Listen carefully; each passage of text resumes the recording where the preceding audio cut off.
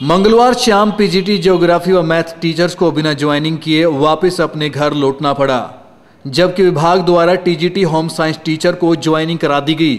जिला शिक्षा अधिकारी के कार्यालय के बाहर खड़े इन पीजीटी ज्योग्राफी व मैथ टीचर का कहना है कि उन्हें यह बोला गया कि आचार संहिता के लगते उनकी ज्वाइनिंग नहीं करा सकते, जबकि टीजीटी होम साइंस वालों को आचार संहिता लगने के बाद भी ज्वाइनिंग करा दिया गया।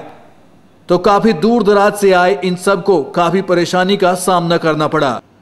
इन सब का कहना था कि अगर आचार संहिता लगी थी तो टीजीटी वालों को कैसे ज्वाइनिंग करा दी गई। तो कुल मिलाकर दूर दराज से आए इन सबको काफी परेशानियों का सामना करना पड़ा, क्योंकि ज्यादातर महिलाएं थी जो अपने छोटे छोटे बच्चों को लेकर यहां पर ज्वाइनिंग के लिए पहुंची थी, लेकिन दिन भर खड़े होने के बावजूद जब उनका नंबर आया तो उन्हें यह कहकर वापस भेज दिया गया कि आचार संहिता लग चुकी है। लिहाजा इन्होंने शिक्षा विभाग से मांग की है कि उनकी ज्वाइनिंग करा दी जाए। वहीं जब इस बारे में हमने शिक्षा अधिकारी से फोन पर संपर्क किया तो उनका यह कहना था कि ऊपर लेटर भेजा जाएगा, आचार संहिता के लगते इन्हें ज्वाइनिंग नहीं कराई गई है, लेकिन जल्द ही ज्वाइनिंग करा दी जाएगी। यहाँ पर पीजीटी की ज्वाइनिंग के लिए यहाँ मैथ्स और ज्योग्राफी दोनों के सब कैंडिडेट्स हैं। हम यहाँ 11-12 बजे से आए हुए हैं, पर हमें ज्वाइनिंग नहीं करवा रहे ये कह के कि आचार संहिता लग गई है, जबकि इसी ऑफिस में टीजीटी होम साइंस को ज्वाइनिंग करवा चुके हैं। हम यहाँ पहले आए थे तो उन्होंने कहा मेडिकल करवा के आएँ, मेडिकल करवा के यहाँ आए हैं तो अब वो कर नहीं रहे हैं। वो ये कह रहे हैं यहाँ पर डीलिंग हैंड है मंजीत जी, वो बहुत रूखा सा व्यवहार कर रहे हैं कि हम करते हैं नहीं करते हैं। यहाँ पर बहुत टाइम से हम लगे हुए हैं, हमारे साथ छोटे छोटे बच्चे भी हैं और ये हमें मेंटली हरास किया जा रहा है, तो इसके लिए प्लीज़ कुछ किया जाए। सर, मेरा नाम सीमा है और मैं जींद से आई हूँ। हरियाणा एसएससी ने जो ज्योग्राफी की अपॉइंटमेंट की है डीएससी ने, और अभी डीओ साहब ने मना कर दिया उसको अपॉइंट करने से। हवाला दिया है कि इलेक्शन के तहत आचार संहिता लगी हुई है, जबकि इलेक्शन ने ये साफ किया है कि जो अपॉइंटमेंट चल रही है उसको रोका नहीं जा सकता बीच में। प्रमोशन है या कोई अपॉइंटमेंट है तो हम चाहते हैं इस पे कार्रवाई हो। मेरा नाम मनीषा है, मैं पानीपत से आई हूँ। पीजीटी ज्योग्राफी के लिए ज्वाइन करना है। हम यहाँ 11-12 बजे से बैठे हुए हैं, लेकिन हमें ज्वाइन नहीं करवा रहे हैं सर। और वो जो मंजीत सर जी हैं वो तो साफ मना कर रहे हैं कि आपको ज्वाइन नहीं किया जाएगा, क्योंकि वो आचार संहिता लग गई है और ये ऑर्डर में साफ लिखा है कि आप ज्वाइन कर सकते हो। परिवहन मंत्री के गृह जिले में पानीपत डिपो की बसें राम भरोसे दौड़ रही है। रोजाना करोड़ों रुपए परिवहन विभाग के राजस्व में जमा कराने वाली रोडवेज की बसों में न तो आग बुझाने के लिए सिलेंडर किट है और न ही इमरजेंसी में काम आने वाली फर्स्ट एड बॉक्स। कुल मिलाकर अगर आप रोडवेज में सफर करते हैं तो अपनी जान जोखिम में डालकर खुद अपने भरोसे पर सफर करें। पानीपत डिपो की बसों में सफर करने वाले यात्री कृपया ध्यान दें, किराया तो आपसे पूरा वसूला जाएगा, लेकिन यात्रा आप अपने जोखिम पर पूरी कर सकते हैं, क्योंकि डिपो की ज्यादातर बसों से लंबे समय से अग्निशमन यंत्र गायब है। इतना नहीं, मामूली सी कीमत का मिलने वाला फर्स्ट एड बॉक्स भी नहीं। अगर सफर में कोई आग लगने जैसी घटना घटती है तो अपनी जान को जोखिम हो सकता है, क्योंकि जो बसें रोजाना लाखों कमा रही है उनमें आपकी सुरक्षा के लिए आग बुझाने की सिलेंडर किट ही नहीं तो आग पर कैसे काबू पाया जाएगा। हर दूसरी बस का यही हाल है, लेकिन किसी को यात्रियों की जान की परवाह नहीं। फर्स्ट एड बॉक्स हर बस में अनिवार्य होती है, लेकिन फर्स्ट एड बॉक्स का तो इतना बुरा हाल है कहीं भी दिखाई नहीं देती। ऐसे में सवाल उठने तो लाजमी है कि जब मंत्री जी के खुद गृह जिले में इतने बुरे हाल है, बाकी का क्या हाल होगा।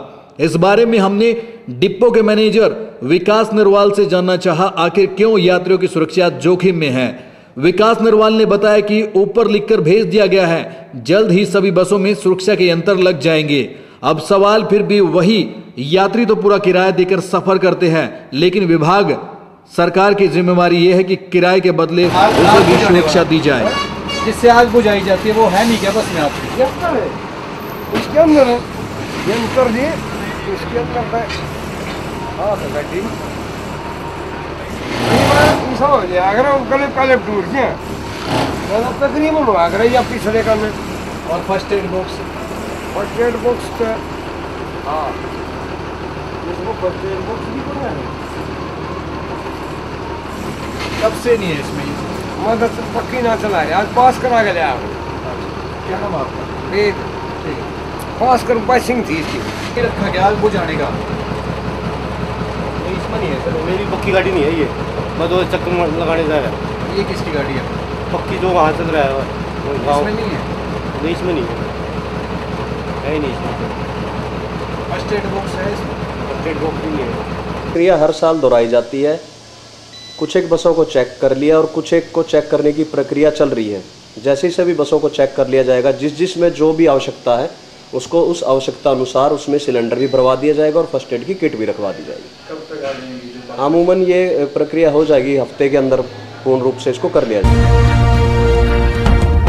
भारत नगर काबड़ी रोड के लोग लंबे समय से पीने के पानी की समस्या को लेकर परेशान हैं। कई बार संबंधित वार्ड के पार्षद से लेकर अधिकारियों से मिल चुके हैं, लेकिन कोई भी सुनने को तैयार नहीं है। आज वार्ड के लोगों का सब्र टूटा और मालटाउन स्थित संबंधित अधिकारी के कार्यालय में तमाम वार्ड के लोग पहुंच गए और अपनी नाराजगी जाहिर की। वार्ड के लोगों ने जानकारी देते बताया कि लंबे समय से पानी की समस्या गहराती जा रही है। दूर दराज के क्षेत्र से उन्हें पानी लेकर आना पड़ता है और पानी की किल्लत की वजह से वार्ड के लोग काफी परेशान हैं। विधायक से लेकर पार्षद और तमाम अधिकारियों से ये लोग विनती कर चुके हैं, लेकिन कोई भी सुनने को तैयार नहीं है। इन लोगों का यहाँ तक आरोप है कि वार्ड के पार्षद से जब जाकर इस बारे में बातचीत की तो वार्ड के पार्षद ने भी साफ मना कर दिया कि ये उनके वार्ड की बात नहीं है। तो लिहाजा इन्होंने अधिकारियों से मिलकर गुहार लगाई कि जल्द से जल्द पीने के पानी का एक ट्यूबवेल वार्ड में लगवा दिया जाए, ताकि पानी की जो समस्या गहराती जा रही है वो वार्ड के लोगों की दूर हो सके। हम Bharat Nagar Kabadi road ward number 24 से आए हैं और हमारे एरिया में काफ़ी वर्षों से कोई सरकारी ट्यूबवेल नहीं है।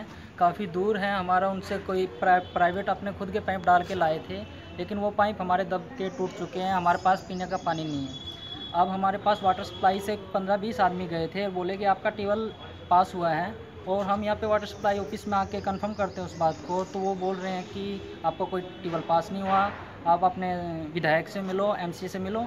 एमसी से कांटेक्ट करते हैं तो हमारा एमसी कहता है कि ये मेरे अंडर में नहीं है। यहाँ पानी के लिए आए, हमारे घर में पानी नहीं है बिल्कुल भी। बच्चे भी पानी के लिए बहुत परेशान हो रहे, कपड़े भी धोने के लिए परेशान है।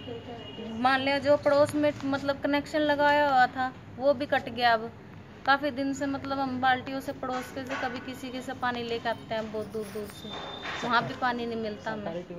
और सरकारी ट्यूबवेल लगवाने के लिए बोल रहे थे तो वे भी मतलब अब मना कर दी उन्होंने, नहीं लगवा रहे हैं। सामान कह रहे थे कि आ गया है सामान, फिर वो उल्टा पहुँचवा दिया है। भारतीय क्रांतिकारी सेना ने जाटल रोड पर हरियाणा सरकार के नगर निगम द्वारा आम छोटे दुकानदार व व्यापारी व मकान मालिक के ऊपर लगाए गए 6100 रुपये वर्ग गज मीटर के हिसाब से लगाए गए टैक्स को लेकर रोष जताते हुए आज हरियाणा सरकार का पुतला फूका। भारतीय क्रांतिकारी सेना के राष्ट्रीय अध्यक्ष दिलबाग सिंह ने बताया कि हरियाणा सरकार के मुखिया मनोहर लाल और उनके विधायक जनता को इस प्रकार के टैक्स लागू करके परेशान कर रहे हैं, जो बिल्कुल ही गलत बात है। दिलबाग सिंह ने बताया कि अब नया कानून बनाकर सरकार ने फैसला लिया कि अपने अपने घरों में चल रही दुकानों को कमर्शियल करवाना ही होगा और उसके लिए जो फीस है वो 6100 रुपये निर्धारित वर्ग मीटर के तय की गई है, जिससे 31 मार्च तक का टाइम दिया गया है। और अगर ये फीस जमा नहीं करवाई जाती तो छोटा दुकानदार हो या फिर बड़ा दुकानदार, उसके खिलाफ सख्त कार्रवाई की जाएगी और उसकी दुकान को सील भी कर दिया जाएगा, जिससे परेशान होकर आज दुकानदार और भारतीय क्रांतिकारी सेना के लोगों ने हरियाणा सरकार का पुतला फूका और सरकार के खिलाफ नारेबाजी की। वहीं नारेबाजी कर पुतला फूक कर क्रांतिकारी सेना ने मांग की है कि इस नए कानून को वापस लिया जाए। हरियाणा की सरकार ने कल 6100 रुपये वर्ग मीटर के हिसाब से एक रेट तय किया है कि जो छोटा दुकानदार है या बड़ा दुकानदार है वो कमर्शियल करवाने के लिए पाबंद रहेगा और 31 मार्च तक अगर ये काम नहीं करते हैं दुकानदार 6100 रुपये गज के हिसाब से नहीं जमा करवाते तो उसकी दुकान को सील कर दिया जाएगा। ये बड़ा ही खतरनाक और बड़ा ही अत्याचारी जो कदम हरियाणा सरकार ने उठाया है। पानीपत नगर निगम के जो अधिकारी जो आज अखबार में दिखा रहे हैं कि हम सील कर देंगे दुकानें, तो इतना अत्याचार और इतना शोषण, इतना दमनकारी कानून ये अच्छी बात नहीं है। भारतीय क्रांतिकारी सेना ने आज विरोध प्रदर्शन किया है कि हरियाणा के मुख्यमंत्री जी हरियाणा की सरकार से मांग कर रहे हैं कि ऐसा कानून जो 6100 रुपये प्रत्येक वर्ग मीटर के हिसाब से जमा करवाना बहुत ही मुश्किल काम होगा। इतना पैसा गरीब आदमी छोटा दुकानदार कहाँ से लेके आएगा। तो हम सरकार से मांग करते हैं कि आप इस कानून को वापस रद्द करें।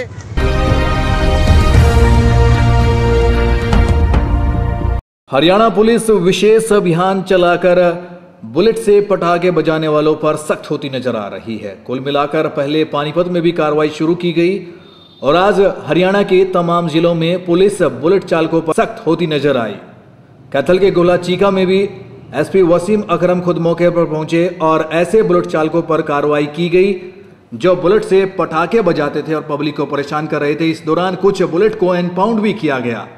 एसपी ने सख्त आदेश दिए कि अगर कोई भी किसी भी चौक चौराहे पर बुलेट से पटाखे बजाता है और लोगों को परेशान करता है तो तुरंत कार्रवाई की जाए और बुलेट को इम्पाउंड किया जाए। फिलहाल हरियाणा पुलिस की ये पहल लोगों को खूब भा रही है। सर और कैथल के अंदर बुलेट बहुत आतंक था, उसमें कहीं ना कहीं आपने लगाम देने की कोशिश, आज भी 3-4 बुलेट पकड़े हैं। वो लगातार जो हमारा अभियान है कि भाई पटाखा ना चलाएं, इसके संबंध में चालान भी काट रहे हैं लगातार। जो हमारी विजुअल है और कॉन्स्टेंटली इस चीज़ को चेक कर रहे हैं, इसकी वजह से थोड़ा लगाम लगी हुई है। सर इलेक्शन के दौरान आपको पता है इंटर स्टेट नाके लगते हैं, लोगों के गुड्स के मूवमेंट पे और लोगों के मूवमेंट पे नाके लगा के चेकिंग की जाती है। जो हमारा सेंसिटिव टाइम होता है तो उसके इंतजाम हम इस बार भी रखेंगे। इलेक्शन अभी काफ़ी दिनों बाद है, मगर इन सारी प्रक्रिया में हम लोग को खास तौर पे शराब का इस्तेमाल और पैसे का इस्तेमाल के बारे में हम लोग। हरियाणा प्राइम न्यूज को सब्सक्राइब करें, बेल आइकन को भी दबाएं ताकि आपके शहर की हर खबर आपके मोबाइल पर अपडेट रहे।